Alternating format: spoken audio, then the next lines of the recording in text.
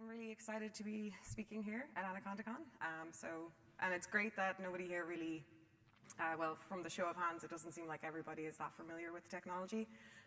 So I'm going to be giving an introduction and a bit of a live demo in the middle. So let's hope that all goes well. So a bit of background on the, a bit of background on the company itself.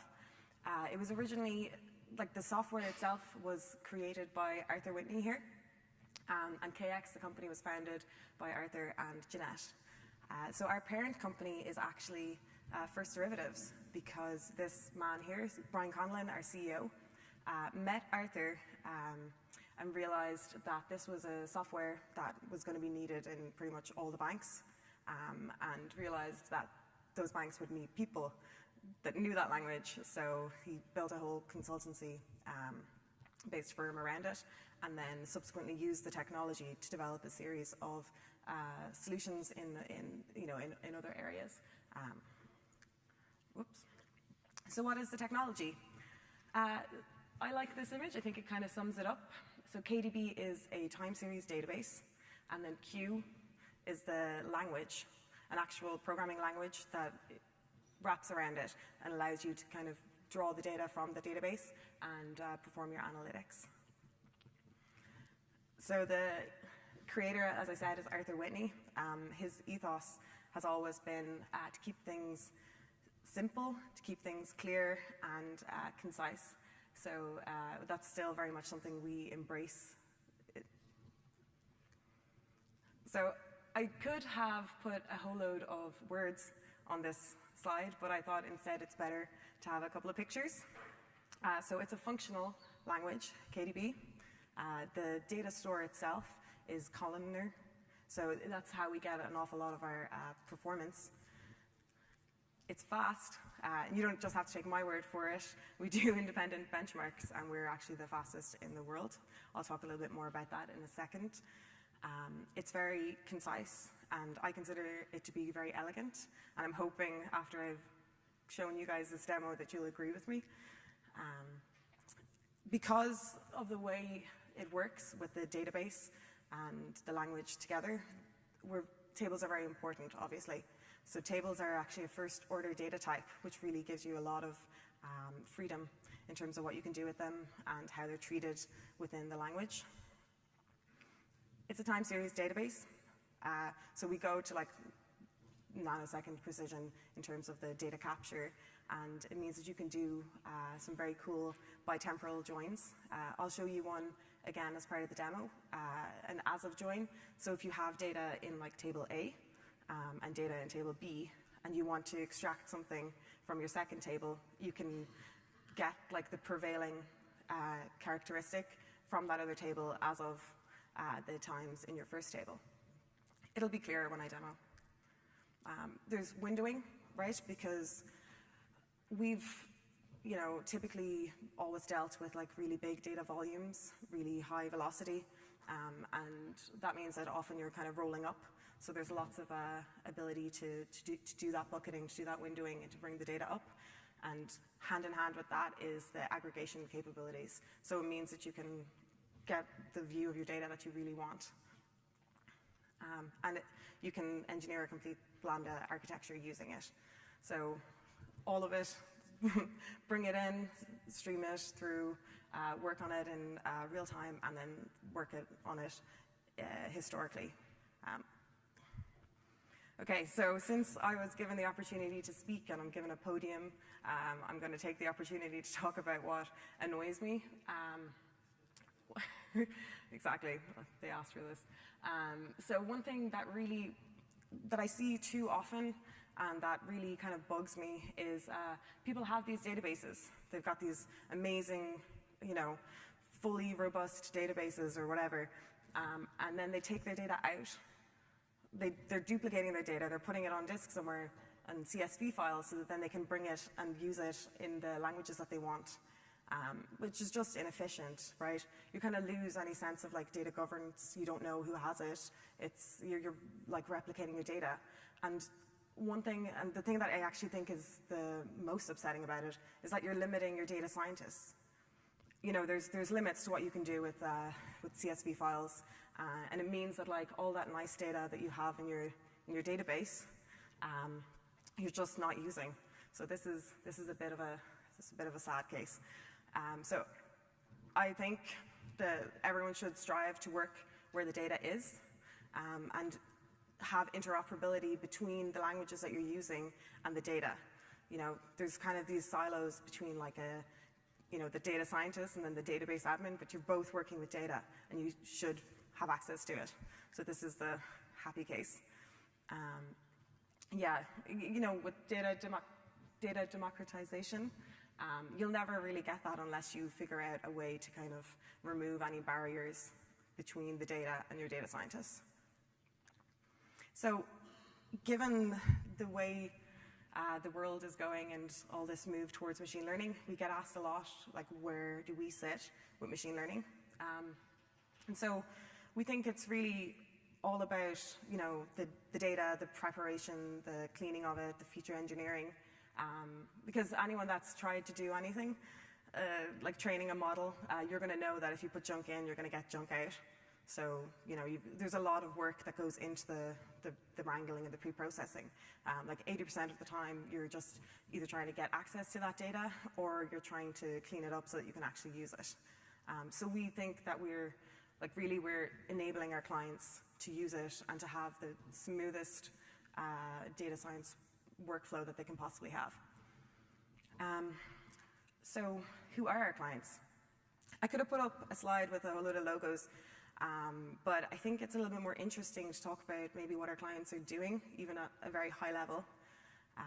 So a lot of people are, even on the cloud, we get asked a lot, or at least I've been asked a lot in the last day or two, are we specific to a particular place? Like, where do we run?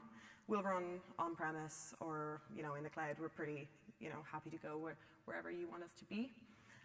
So we've got a lot of people on the cloud, and we get some pretty impressive performance. One of the POCs at the moment is taking in 150 million events per second. So that's a little bit of the extremes to which you can go and the capabilities of the database.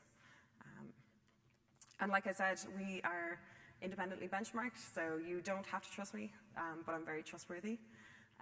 So the stack benchmarks, for those of you who maybe aren't familiar with them, basically all the banks, all the financial institutions got together and they were like, how are we supposed to tell what's a good software? How do we know if it works for what we're trying to do? So they came up with these benchmarks that basically go through a couple of different use cases and see, and then that way they can measure the actual performance of the database and decide if it's fitting for their needs or not. And we are doing very well at that. Some of you might actually have seen our video at our stand. We've got that Red Bull one. We're actually in the car. We're kind of small, but we're there. So it's nice.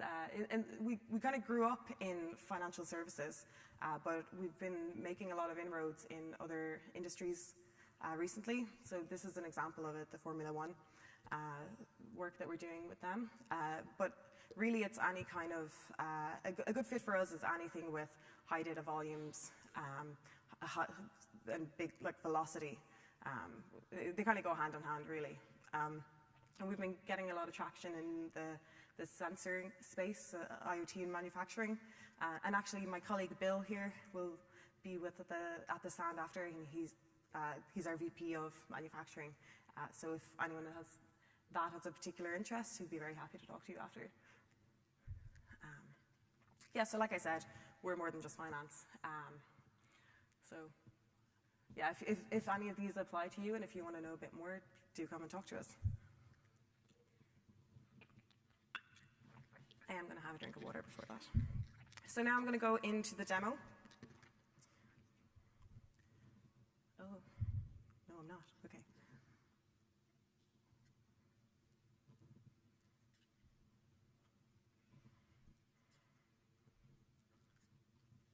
Okay, great.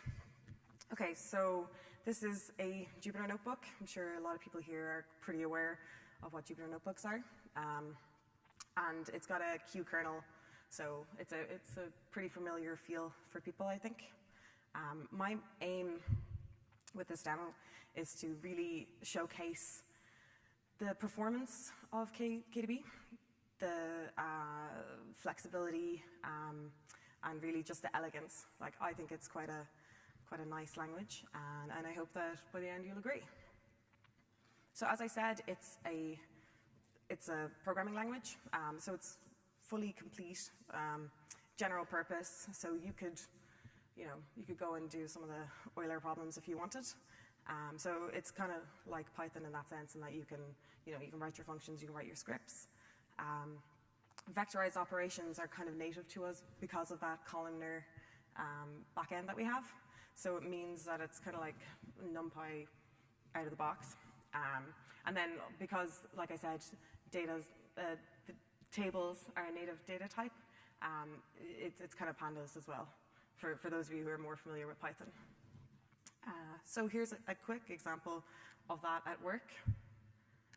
You can see that these are vectors, and it's just applying this element-wise, and then I can take the two vectors and do this element-wise as well.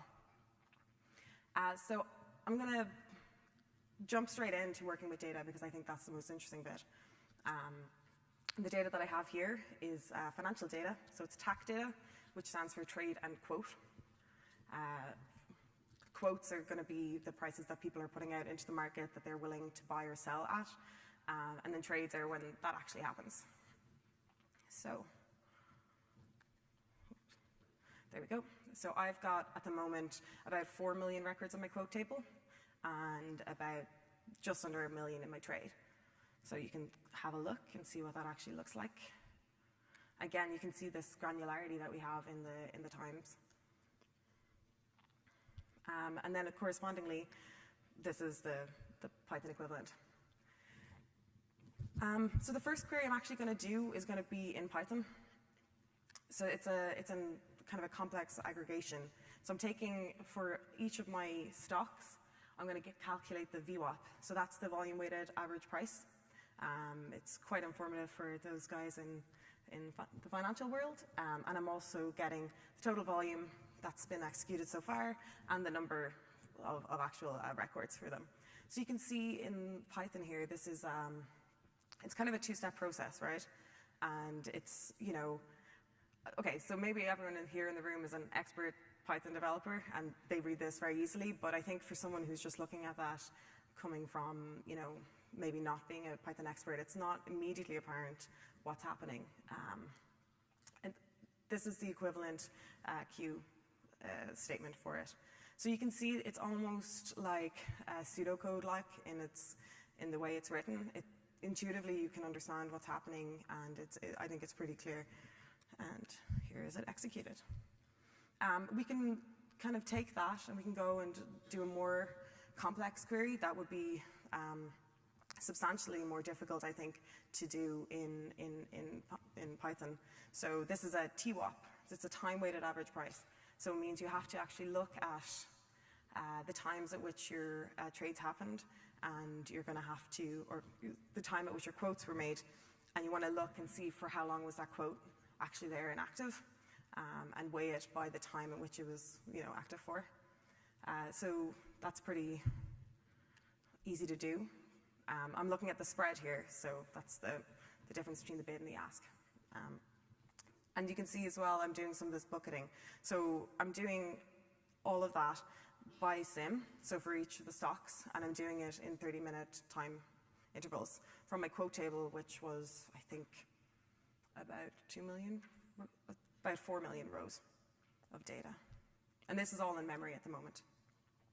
So let's say we've got some reference data and we want to supplement that into our results. We can do all the kind of standard types of things that you would expect to do with tables kind of out of the box. So I'm just going to do a left join, and now we've got that information just kind of tacked on to the end of that result. But like I said, there are some more interesting joins. So in finance, right, you're going to have a trade, but you want to know what was the prevailing quote as of that time. So that's where this AJ, the as of join, comes in. So I'm telling it that I want it to be joined based on the stock that I'm actually looking at. So it's not just doing, so it's going back to the table and it's saying, well, when was the last quote for this particular stock? So,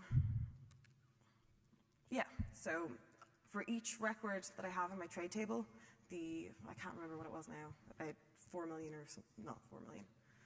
I won't be a liar, I'll go check. Yeah, so my just under 1 million trades have been supplemented with the data from the quote table. So you can see that any of these times are prior to the trade times. So I can get a good view, or they're the same time in this case, so I can get a good view of when that was actually active, like when it first came to the market from the quotes as well.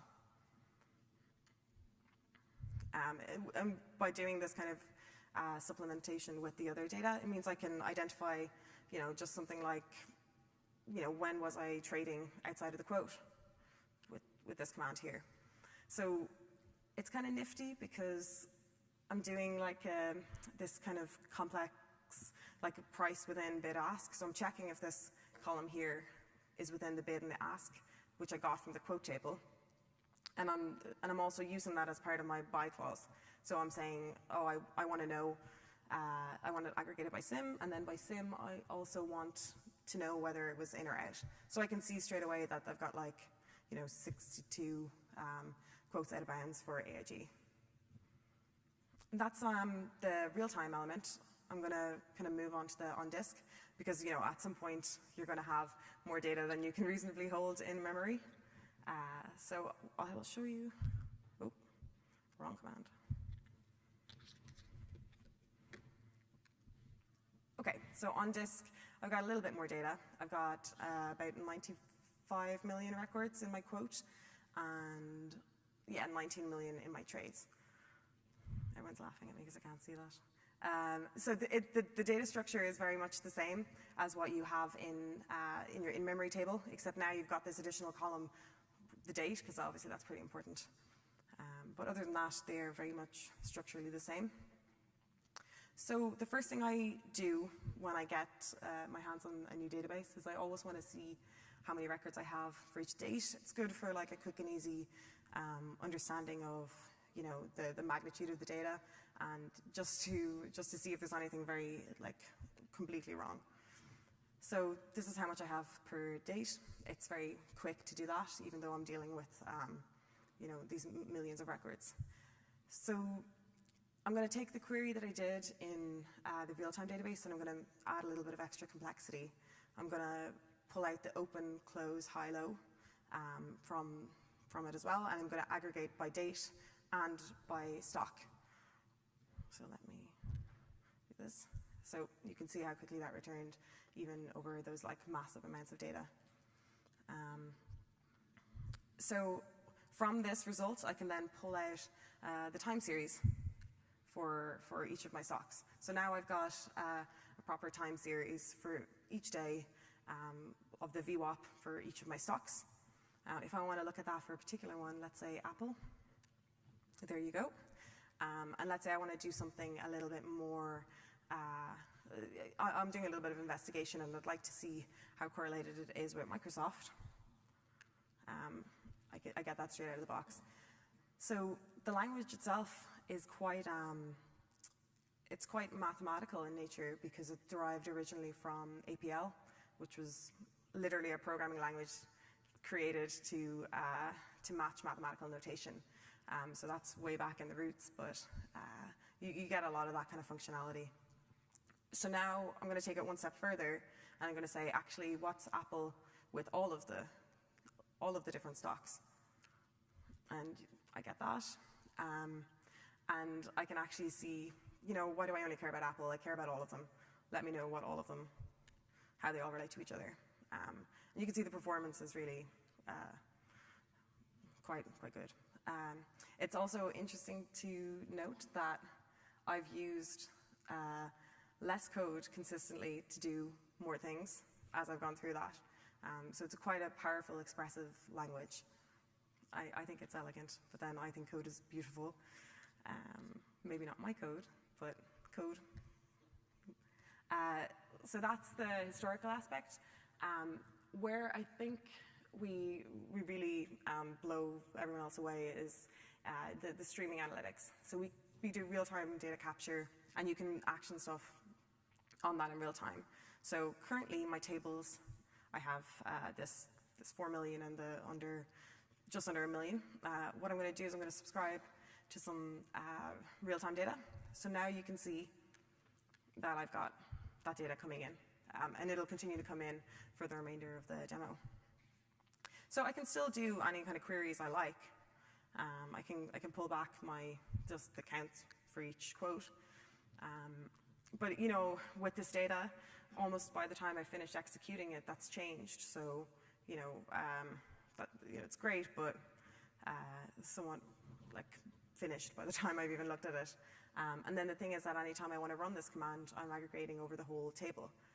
It's much more efficient if you can push that into your ingest and kind of use it there. So these are what we call streaming analytics. So I'm going to create a table called QTotal that's going to take it's going to incrementally update as I get that new data in. So when I get a new piece of data from the quote table, I'm going to update this total so I can have that running. And these analytics or doing things in the streaming fashion is super important for anything that you really want to, you want to action something. So maybe you want to identify, for example, I worked on our surveillance platform where we're looking for market abuse, and you can kind of capture the data in real time, and you want to be able to say, hey, this is not good, and actually do something about that. Where have I gone? Oh yeah, okay, so I've done that. And then you can see that now I've got this QTotal table living in memory that's just updating with any of those new results. I can, you can stack these up. I can apply a much more complex one to the trade table now, where I'm actually calculating the VWAP and taking advantage of that. So here's my trade summary for the VWAP. You can do a lot more complex things. So a very classic example of where we do this is, particularly within finance, is exclusively within finance, is we'll rebuild the order books on the fly with the data that's actually coming in. So you can kind of keep the full depth and understand where the market's actually at. The last thing that I'll touch on is how we integrate with Python. So you might have noticed as I was going through this that I executed some Python functions. There was some Python code in there. But I'm gonna take it a little bit further now, and I'm actually going to bring in some Python libraries. So if I retrieve my data from the trade table, this is from the on disk table, so this is historical, and this is those couple of million records. I'm going to get the price. I'm getting a price series for each of my stocks, and in 15-minute buckets. And then I'm going to pull in matplotlib, everyone's favorite. And then I can just plot del, for example. And it's pretty seamless, really. Using the kind of expressiveness and conciseness of Q, I can then extend that out and do it for all of my series. So it's all very clear, I hope. Great. So I'm going to jump back to my presentation.